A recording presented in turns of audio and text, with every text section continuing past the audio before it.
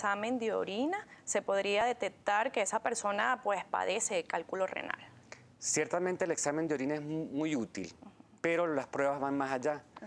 Hace unos años se utilizaba la pirografía endovenosa, eso ya está en desuso, y la ecosonografía y la tomografía, la urotomografía, han revolucionado el tratamiento, el diagnóstico de la litiasis renal. ¿En qué consisten todas estas pruebas? En el examen de orina se puede obtener en la cabecera del paciente, en la emergencia cuando consulta, y en él se verá glóbulos rojos o trazas de hemoglobina en el examen de orina.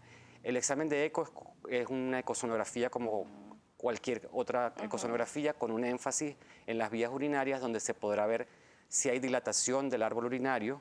Se puede en algunos casos percibir claramente las imágenes de los cálculos, pero esto sería una manera aproximativa de decir el tamaño del cálculo. Para llegar realmente a la ubicación y el tamaño del cálculo, la ciencia moderna ha ideado que la tomografía nos dibuje el árbol urinario y nos muestra exactamente la localización y el tamaño de la litiasis. Se pueden tener varias piedras, ¿no, doctor? Se pueden tener varias piedras. Ahora, la presencia de sangre, de proteína en la orina es algo anormal. Esto no debería pasar. No debe suceder. ¿Esto significa que hay algún problema en nuestros riñones? No necesariamente tiene que ser cálculo, ¿no? No.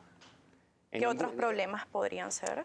Ya escapándonos del tema de la litiasis, si tenemos proteínas en la orina, nos diría que el filtro microscópico que produce la orina está dañado y permite el paso de proteínas a la orina, pero eso escapa del tema. Enfocándonos en la litiasis, básicamente sería sangre, sangre o hemoglobina. Ahora, ¿cuál sería entonces el tratamiento para el cálculo renal?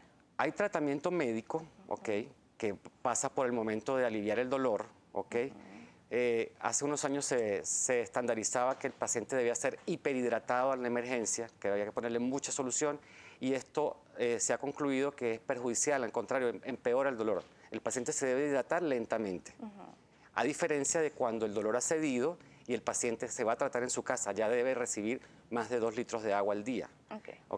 Analgésicos no esteroideos, como para aliviar el dolor, diclofenac, ketoprofeno, pueden ser fácilmente utilizados en cualquier emergencia. Otros analgésicos mucho más potentes, como los opioides, pueden ser usados cuando los analgésicos no esteroideos no funcionaron.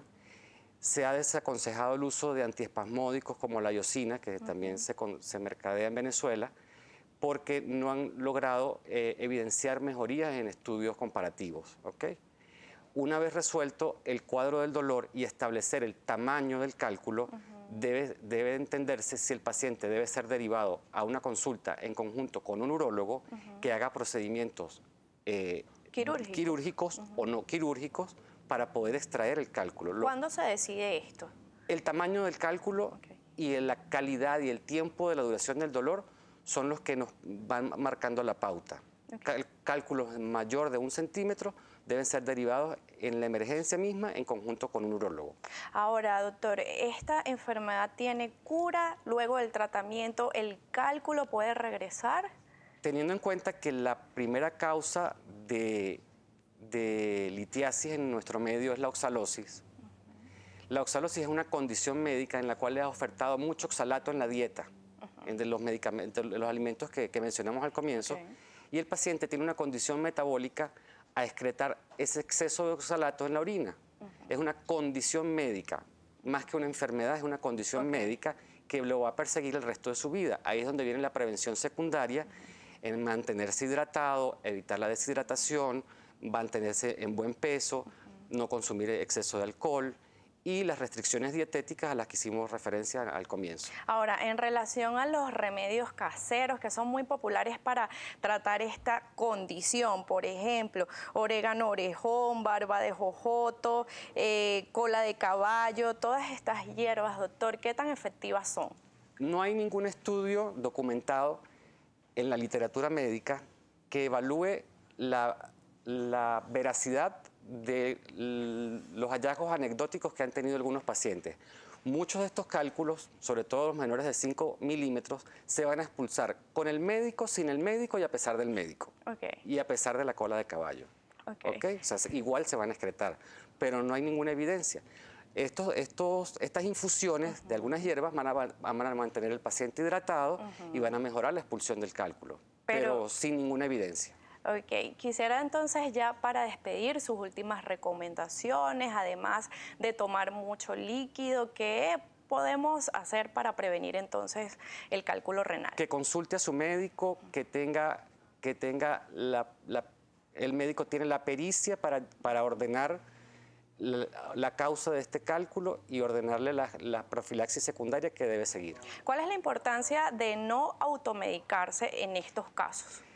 El cólico nefrítico es una emergencia absoluta. Si se automedica, el paciente corre con el peligro de enmascarar cuadros secundarios, como por ejemplo en la mujer un embarazo ectópico, o en el hombre una apendicitis o una peritonitis de alguna otra causa. El paciente debe consultar y evaluarse en conjunto con un examen de orina, un eco y una urotomografía. Bien, agradecemos entonces al doctor César Ontiveros, él es médico nefrólogo. Muchísimas gracias por acompañarnos, por sus recomendaciones.